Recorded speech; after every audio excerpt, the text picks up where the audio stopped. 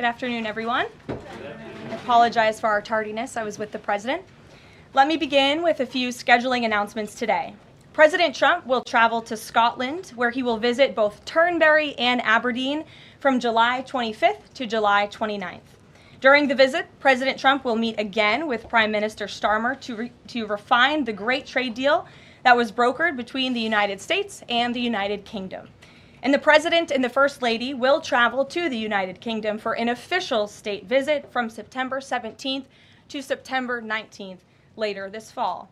This will mark a truly unprecedented second state visit for President Trump, and he is honored and looking forward to meeting with His Majesty the King at Windsor Castle. There has been a wave of positive economic news over the past week, which I would like to highlight today. Joe Biden's inflation crisis has been defeated. Prices paid to American businesses for goods and services were flat in June, which is lower than all 50 forecasters in the Bloomberg survey predicted. And core inflation, which is the best measure of inflation, came in lower than expected again in the month of June. Since President Trump took office, core inflation has tracked at just 2.1% overall and has come in below or at economists' expectations every single month. Wages are growing at a strong pace and prices are falling for everyday Americans. We also saw prices for new and used vehicles and airfares drop last month. In addition, prices for gas, fuel oil, energy commodities, hotels, airfare, public transportation, and fresh vegetables are all down over last year. As we said all along, trust in President Trump. The American dream is back, and everyday families are already reaping the benefits of this incredible economic turnaround in just 6 months. President Trump has ended the era of economic surrender and implemented powerful tariffs to stand up for our workers and businesses and rebalance America's trading agreements. Despite all of the doom casting from the so-called experts claiming that these tariffs would be the end of the world as we know it, the opposite has occurred. Tariffs are not inflationary, as President Trump has said all along. In reality, tariffs are a source of massive revenue. We're seeing trillions of dollars in private investment pour into our country right now because the companies around this world want to make their products right here with American labor and not have to pay any tariffs at all. Customs and tariff revenue has already totaled more than $113 billion since President Trump entered office, helping to lead a budget surplus in June for the first time in nearly a decade. We are truly entering a golden age as a result of these pro-growth and America First trade policies. On another matter, yesterday in the East Room, the President was proud to sign the Halt All Lethal Trafficking of Fentanyl Act into law, surrounded by angel families to help finally end the devastating fentanyl crisis that has ravaged millions of Americans. Under the Halt Fentanyl Act, anyone who possesses, imports, distributes, or manufactures any illicit fentanyl-related substances will be subject to criminal prosecution in the same manner as any other Schedule I controlled substance. This legislation will close the loopholes that criminals use to skirt around the law and make it easier for law enforcement to prosecute vicious traffickers who peddle poison in our communities. President Trump has always made tackling the drug crisis a top priority, and this important bipartisan legislation further follows through on that commitment. The complete and total success at our southern border that many in the media in this room continue to ignore is another example of the President keeping his word to families who have lost loved ones due to fentanyl, and it's another win for the American people.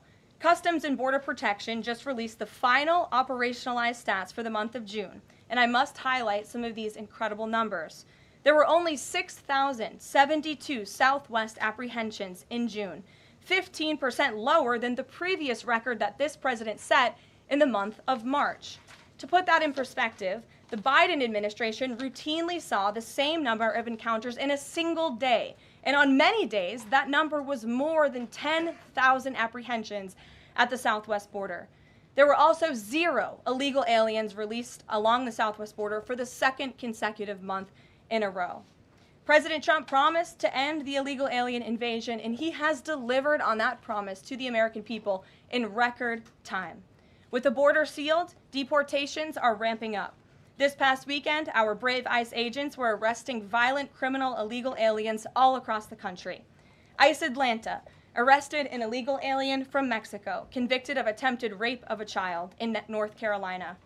ICE Baltimore arrested an illegal alien from Guatemala who was previously convicted for sexual abuse of a minor in Maryland. ICE Houston arrested a criminal illegal alien from Mexico whose previous conviction includes aggravated sexual assault of a child in Texas. ICE Salt Lake City arrested a 32-year-old illegal criminal alien from Mexico who was previously convicted for child abuse and injury. ICE Baltimore arrested a criminal illegal alien from El Salvador convicted in Maryland for possession of child pornography. And ICE San Antonio arrested a criminal illegal alien from Mexico convicted of aggravated sexual assault in Texas.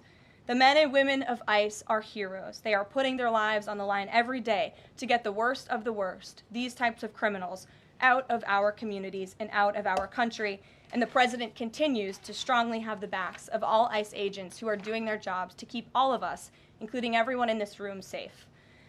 The facility, one second. In other news, following President Trump's bold executive actions protecting American children from irreversible chemical and surgical mutilation, the largest provider of these barbaric practices will now be closing its doors. The facility in Los Angeles, California, is just the latest facility downsizing or eliminating their irreversible and harmful services that feed into the lie that you can somehow change a child's sex. The Biden administration peddled dangerous policies that defied medical science in favor of radical transgender ideology. But President Trump has put an end to that to ensure America's children's innocence is protected and our children can lead healthy and productive lives. Finally, last night, Senate Republicans passed President Trump's $9 billion rescissions package. This will help restore fiscal sanity in our country by rescinding billions in wasteful foreign aid and finally ending taxpayer funding for PBS and NPR, two media organizations that have ridiculously used federal dollars to push a partisan left-wing agenda for many years. The House should pass this rescissions package immediately and send it to the president's desk for signature. On another note, I know that many in the media have been speculating about bruising on the president's hand and also swelling in the president's legs. So in the effort of transparency, the president wanted me to share a note from his physician with all of you today. In recent weeks, President Trump noted mild swelling in his lower legs. In keeping with routine medical care and out of an abundance of caution, this concern was thoroughly evaluated by the White House medical unit. The president underwent a comprehensive examination, including diagnostic vascular studies. Bilateral lower extremity venous Doppler ultrasounds were performed and revealed chronic venous insufficiency, a benign and common condition, particularly in individuals over the age of 70. Importantly, there was no evidence of deep vein thrombosis or arterial disease. Laboratory testing included a complete blood count, comprehensive metabolic panel, coagulation profile, D-dimer, B-type natriuretic peptide, and cardiac biomarkers. All results were within normal limits. An echocardiogram was also performed and confirmed normal cardiac structure and function. No signs of heart failure, renal impairment, or systemic illness were identified. Additionally, recent photos of the president have shown minor bruising on the back of his hand. This is consistent with minor soft tissue irritation from frequent handshaking and the use of aspirin, which is taken as part of a standard cardiovascular prevention regimen. This is a well-known and benign side effect of aspirin therapy. And the president remains in excellent health, which I think all of you witness on a daily basis here. So the president wanted me to share that note with all of you. I'm happy to take further questions on it. We will provide the memorandum from the president's physician to all of you, as we always do.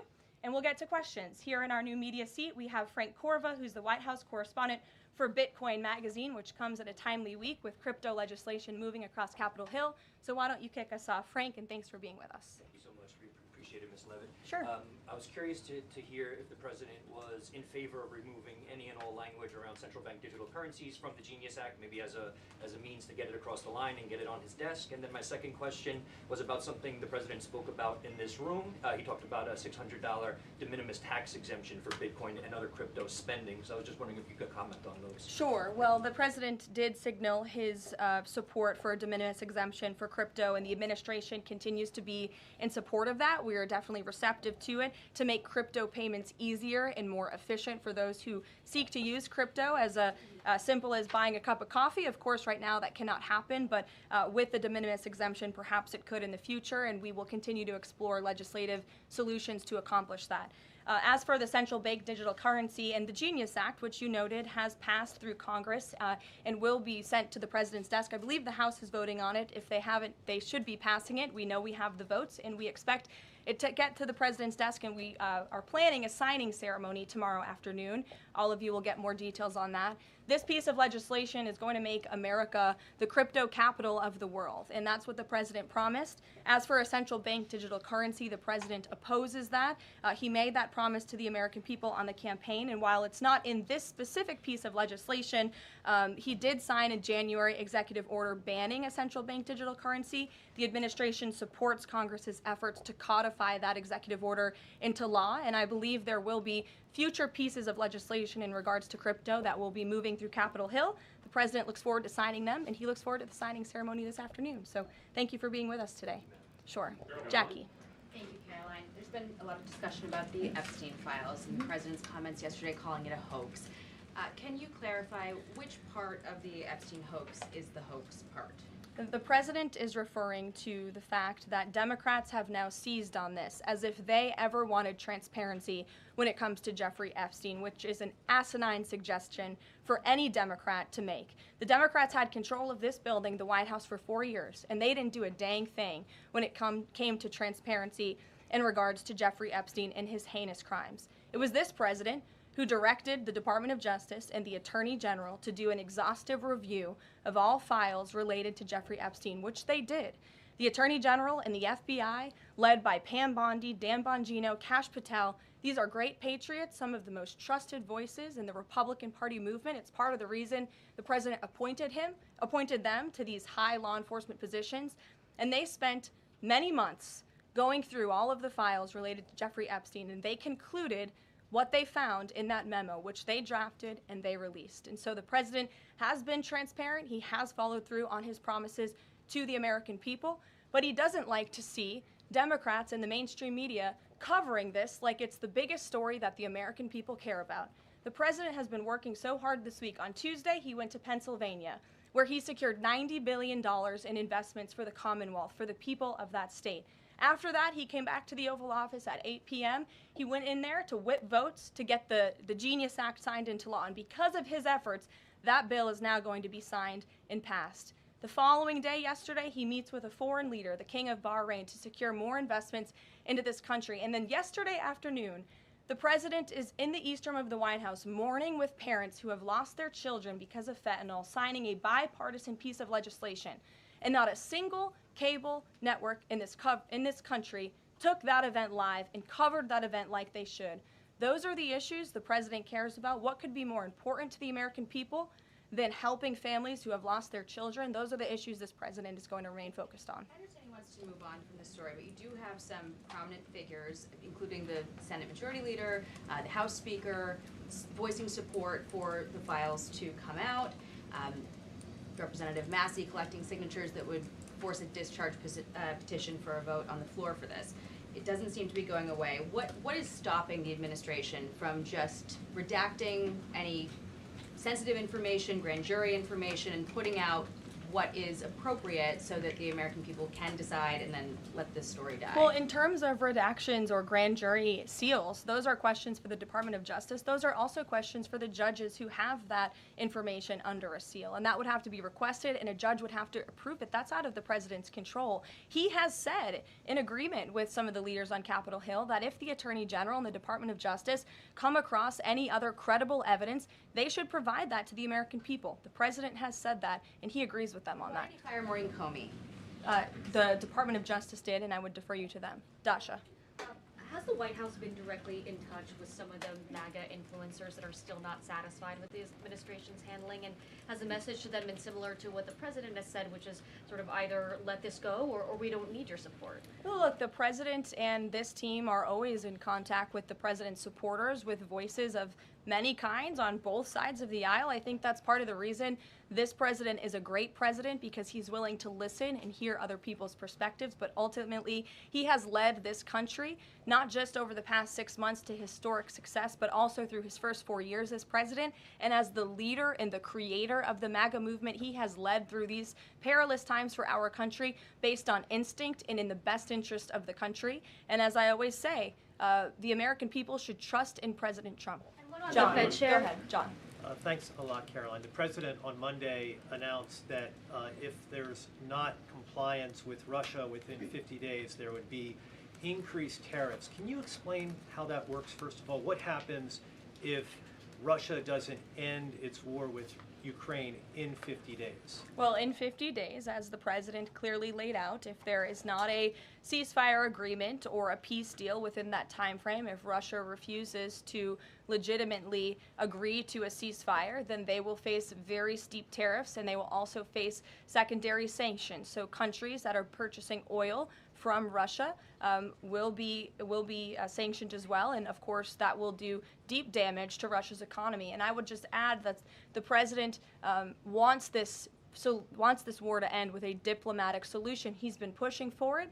This administration has spent many hours and a lot of time trying to solve this war very far away, but the president wants to stop the killing and he wants to save lives. As far Reagan, as the first part go of ahead. what you were saying, Caroline. the Reagan, first go part, ahead. I have two questions for you. It's just about, if I may, just about the tariffs, the first part. I get the secondary tariffs, but there was only $3 billion worth of trade between the U.S. and Russia in 2024. It's expected to be far less this particular year. On April the 2nd, both you and the Treasury Secretary said it's not necessary to apply any tariffs on Russia. You said that because of the lack of trade, it precludes, that was the word you used, any need for tariffs. Why now, and why do you think that that would make them cave and come to some sort of peace agreement as it relates to Ukraine? $3 billion is still a lot of money, John, and it's not just tariffs, it's the secondary sanctions as well that will be implemented in 50 days. Reagan. Thanks, Caroline. I have two questions for Sure. you. First on Congress. Congresswoman Salazar introduced legislation that would give some illegal immigrants in the country a path to citizenship. 10 Republicans signed on to what she's calling the Dignity Act.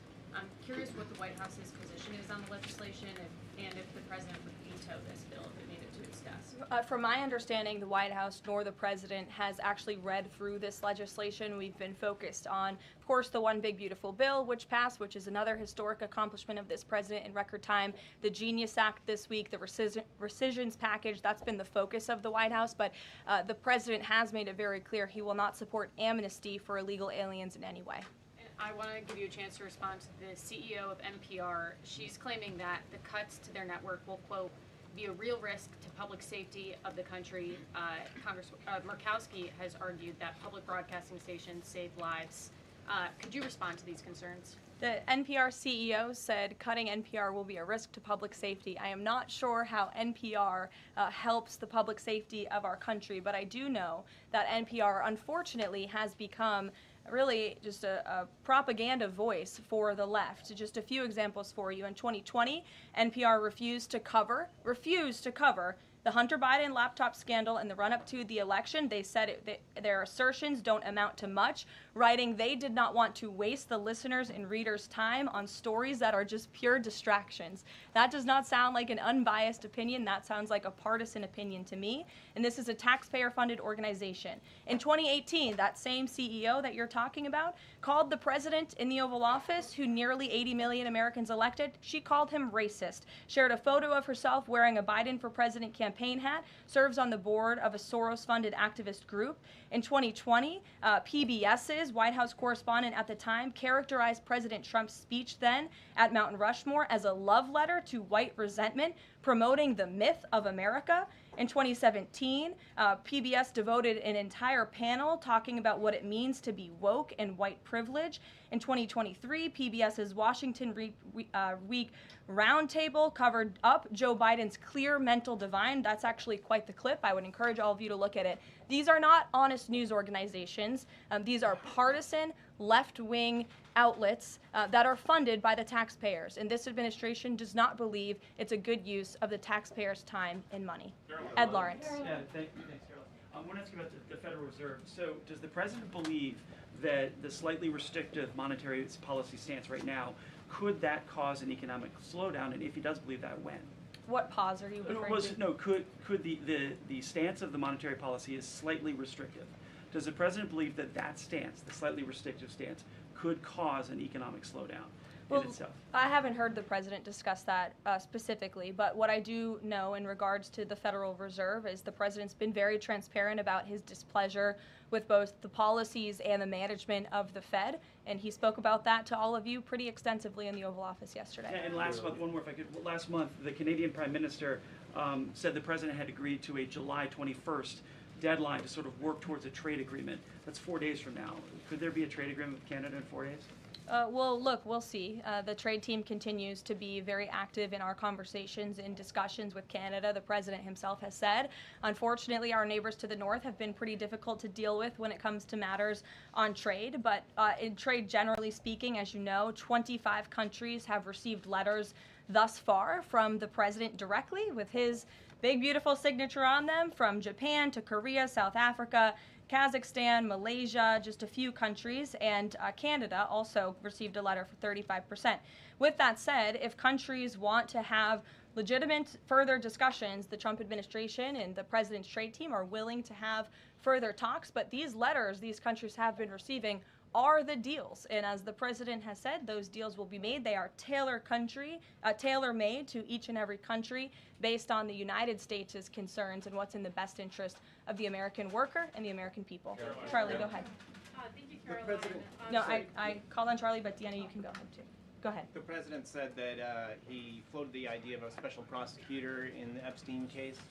Can you confirm that? And has he asked the Attorney General to do this, to appoint a special prosecutor to look it over? Well, the idea was floated from someone in the media to the president. The president would not recommend a special prosecutor in the Epstein case. That's how he feels. And as for his discussions with the Attorney General, I'm not sure. Deanna. Thank you so much. Do you know what the president's reaction was to Mike Johnson saying that he wants additional files released, the Epstein files? Was there a conversation with Mike Johnson about that following his comments?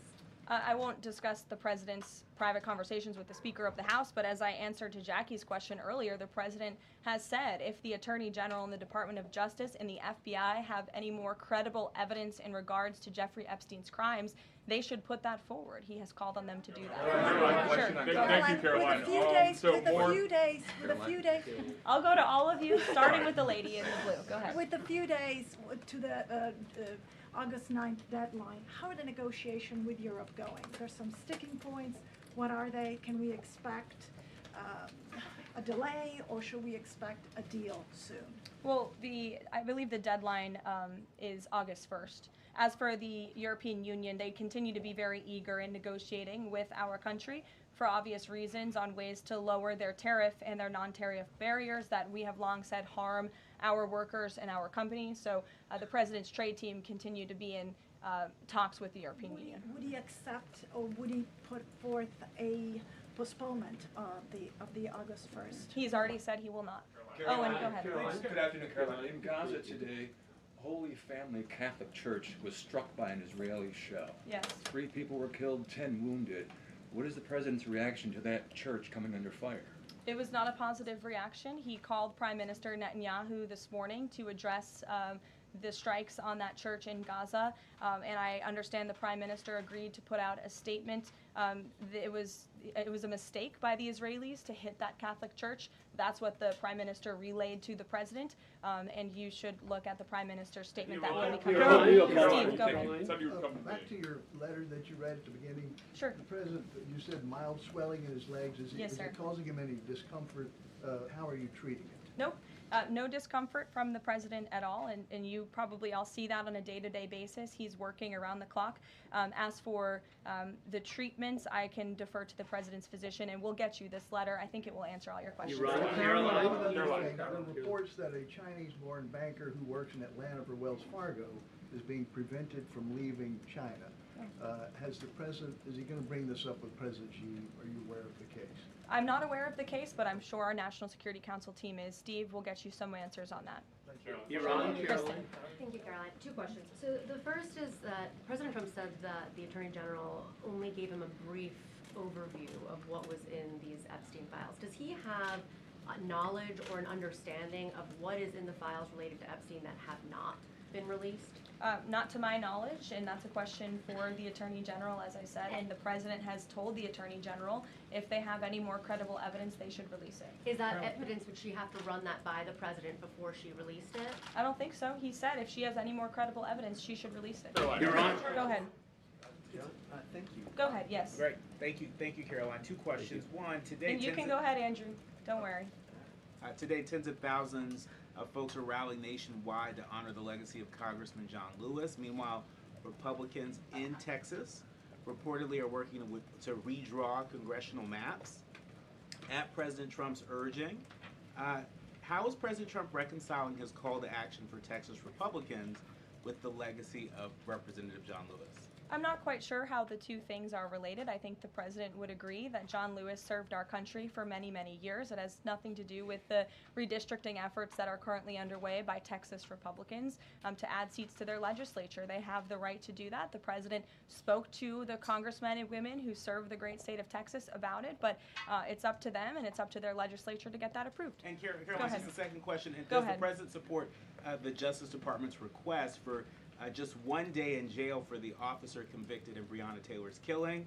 And what message does he believe that sends to her family and to other families seeking justice in cases of police violence? I haven't talked to the president about that case. Go ahead. Just the president, when the president met the interim president of Syria a couple of months ago, he described him as a young, tough, attractive guy. After the latest clashes in Syria over the last few days, does President Trump still support Syria's interim president? The president still supports Syria's pathway to a peaceful and prosperous country, and you received an update directly from the Secretary of State on the ongoing situation between Syria and Israel. I spoke to him myself this morning to get an update, and as soon as the United States became involved in this conflict, we were able to de-escalate, deconflict. That seems to be continuing. Syria agreed to draw back their troops that were in the area where that clash was ongoing, and we continue to be very actively monitoring the situation. The president wants to see Syria become a prosperous and stable country, and by the lifting of the sanctions on Syria, he's giving them a real chance to do that, and he wants to see that through. Andrew, go ahead. So on Tuesday, the president told a very detailed story about his uncle, noted scientist John Trump, and Theodore Kaczynski, the late Unabomber. He said that Dr. Trump taught Ted Kaczynski. Ted Kaczynski was not identified as the Unabomber until 1996, 11 years after John Trump passed away. It would have been impossible for John Trump to have ever discussed the Unabomber with the president. So what was he talking about? And I have one follow-up. Andrew, with so many issues going on in the world, I'm a little bit surprised you would ask such a question, although I'm not sometimes coming from you, I will say, but I'm willing to give you an answer. Nevertheless, the president's uncle did, in fact, teach at MIT. He was a very intelligent professor. The president's very proud of his family. In fact, the president has a letter from his uncle on the MIT letterhead that sits in the Oval Office dining room. Maybe we'll let you see it sometime. And then Elizabeth. Caroline, one more. Elizabeth, will the go ahead. president consider pardoning Ghislaine Maxwell Elizabeth, if the Epstein case is a hoax? Okay, I'll start off with the president said last week he would not be getting involved in the New York City mayoral case. If that mayoral race, if that's still the case, given his history drawing a large crowd in New York City, what's his reason for staying out of it in that way? Well, look, I think the president reserves the right to get involved in races or not get involved in races, and he's made the decision not to weigh in on the New York mayoral race, as you rightly pointed out, although he has gone as far to say he absolutely does not want to see Zemdami, elected, who is a known communist who supports the abolishment of private property, the defunding of police. He has made very well-known anti-Semitic statements. It would be a disaster for New York and for this country. And I think it's quite telling that this individual, a known communist, has been spending time in Washington this week meeting with leaders on Capitol Hill. This is truly where the Democrat Party is headed. Clearly, they learned nothing from November 5th in the president's overwhelming victory. Mary, go ahead. Thank you, Caroline. I want to backtrack to the hospitals that have stopped providing transgender surgeries and hormones for kids. On this front, does that have anything to do with the DOJ's subpoenas last week? Should we expect any more hospitals be shutting down their programs? And I wanted to also ask what you make of all these media reports, especially the AP, which I noticed, which portrays these children as losing something that's saving their lives. Yes, I think the president spoke a lot about this issue, which is a political issue, but also really a cultural issue that impacts children and families. He talked about it a lot on the campaign, and I think he was quite surprised by the uptick we were seeing in the embracement by the Democrat Party when it comes to the chemical castration and mutilation of young, innocent bodies. And so the president made it a very early priority to sign very strong executive orders to cut off the funding for any hospital or any medical facility in this country that provides such barbaric procedures. And as a result of that strong policy and the president's strong common sense position on this issue, we've had such an overwhelming response, which is great for children in Arizona. Phoenix Children's Hospital has stopped providing puberty blockers and hormone therapy to minors. In California, Stanford Medicine ended sex change surgeries for minors. Children's Hospital Los Angeles is closing its Center for Trans Youth Health and Development surgical program. In Illinois, Lurie Children's Hospital Chicago stopped sex change surgeries. Again, let's think about what we're talking about here. Sex change surgeries for minors. These are barbaric practices that no child, innocent child, should have to endure. And the president wants to protect the innocence of children, and I know the vast majority of Americans support him in that effort. This is a wildly popular and common sense endeavor this administration has taken, and we've seen many of these medical institutions have followed through with the president's executive orders, but we'll continue to take further action on this important issue. Garrett. I too, if you'll indulge me. Sure. On the rescissions package, I wonder what the White House makes of this theory that it increases the odds of a shutdown. The theory is basically, why would any Democrat vote for a bipartisan spending deal with Republicans if Republicans can turn around and claw the money back the next day? Look, $9 billion worth of crap that it was in our federal funding that is now being rescinded. This is a good thing for the American people and the American taxpayer, and I think our Office of Management and Budget Director was saying this process should be more bipartisan. Democrats, there was a time in this country where Democrats too cared about getting rid of waste, fraud, and abuse in our federal spending. I think every American agrees the government spends way too much money on things that don't matter. Some of those things include PBS and NPR, or for instance, the Democracy Fund, which was funded to the tune of $83 million through the Department of State, but they were giving hundreds of thousands of dollars for gender equality and empowerment hubs in Yemen, $3.9 million for strengthening information integrity, equality, and democracy for LGBTQI population of the Western Balkans. These are not good uses of the taxpayer funds, and Republicans are proud to lead that effort, and we wish more Democrats would join us in that. I wanted to follow up on the Maureen Comey question just to clarify. Did the White House have any knowledge, or did the president sign off on her firing? This was a decision that was made by the Department of Justice. There was an agreement that was made between Immigration and Customs Enforcement and the Centers for Medicaid and Medicare Services regarding access to Medicaid information for 92 million Medicaid recipients around the country. That includes health information. So how does that not violate HIPAA violations and privacy concerns, for example, of American citizens? I'm going to have to defer you to Immigration and Customs Enforcement on that. I'm unfamiliar with that agreement that they made. Caroline. Thanks, Caroline. Two questions. Russ Vought said today he's going to be looking into cost overruns in the Fed's renovation projects. Is there a deadline for him to come back with findings to the president? I don't believe there's a deadline the president has set for Rust Belt, but I think, again, this is a good use of taxpayers' time to look into this project that is millions and millions of dollars over budget. It's for a big, beautiful mansion for the federal chairman, reserve chairman, and I understand that it costs much more than it did the beautiful palace that many of you joined us at when we went overseas. So it's completely unnecessary, it's overpriced, and I think it's a good thing the administration, led by the president, is looking into it. If there ever were to find wrongdoing or fraud, would the president reconsidering firing Jerome Powell? Look, it's a hypothetical question. We'll see where it goes. The president spoke about how he feels on this matter yesterday. Sure. Sure, Thank go you ahead. so much, Karoline. So we saw Ambassador Huckabee arrive to Prime Minister Netanyahu's trial to show his support. Does the president plan to impose any kind of sanctions against the Israel judicial system? I don't have any update for you on that or any announcement on that front. I don't believe so. Does the president believe that justice has been served in the Epstein case? Look, the president believes that he directed the Department of Justice to do an exhaustive and thorough review, and they did that. And they all agreed, the FBI director, the deputy FBI director, the attorney general, on the memo that they drafted and they released. Thank you, Caroline. Just a follow-up on Reagan's question. Representative Salazar's bill, it grants illegal aliens with legal status for 7-year increments. It also gives permanent path to residency for so-called dreamers. And, you know, President Trump and Labor Secretary Chavez, who previously co-sponsored a version of this bill when she was in the House, they've spoken about a work deal similar to the bill, I believe. What's the difference between a work deal and amnesty? Look, as I told Reagan, the president, the White House have not reviewed this specific piece of legislation. It's just not where our focus has been. But the president, for one, has been very clear he does not support amnesty. We'll go to, oh, look at some friends in the back. Brian, go ahead.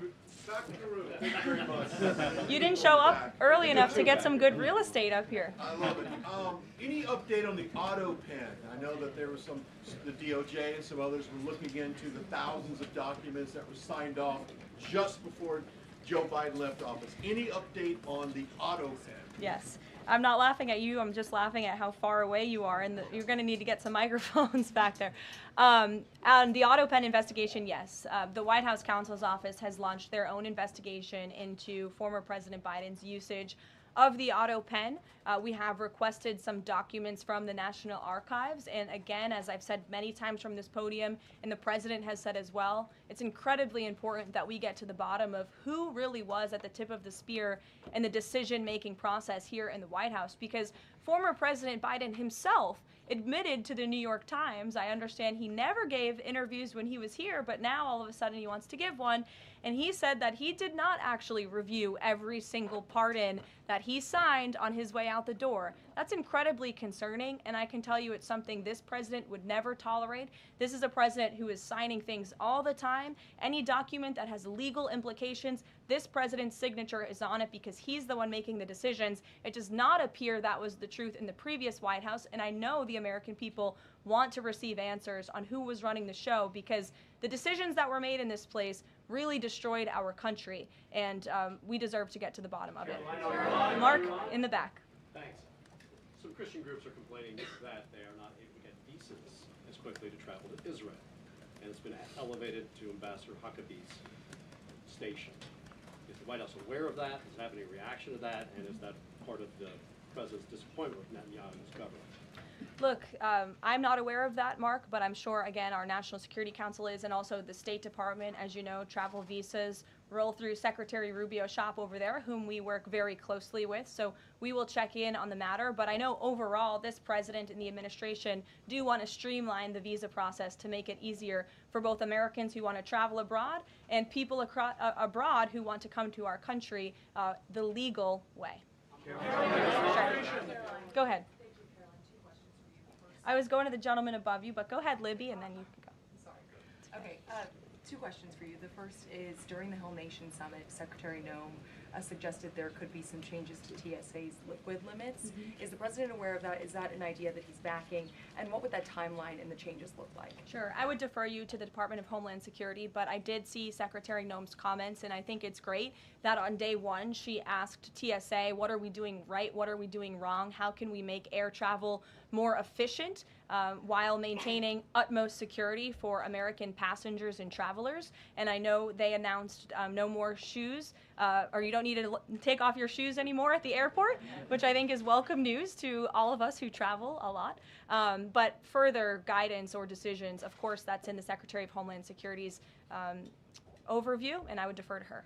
The other question for you is on Bondi and Burgum's trip today to Alcatraz. I'm curious what the funding is going to look like for that, and who the president does want to see incarcerated there, if it were to become.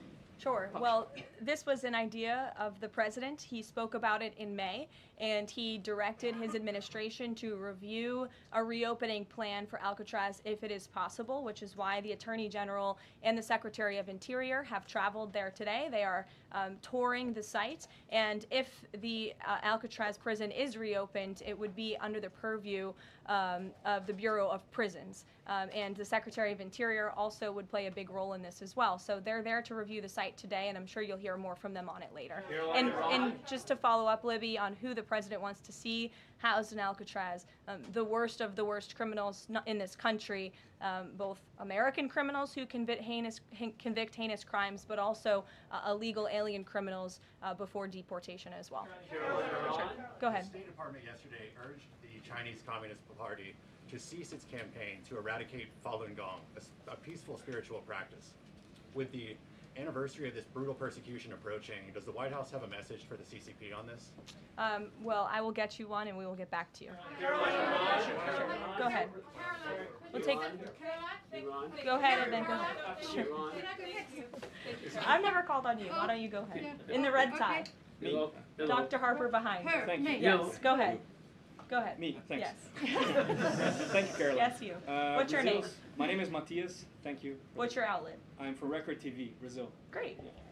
Brazil's President Lula recently said that President Trump was elected to govern the United States and not to act as the emperor of the world. And he also emphasized that Brazil is open to negotiation.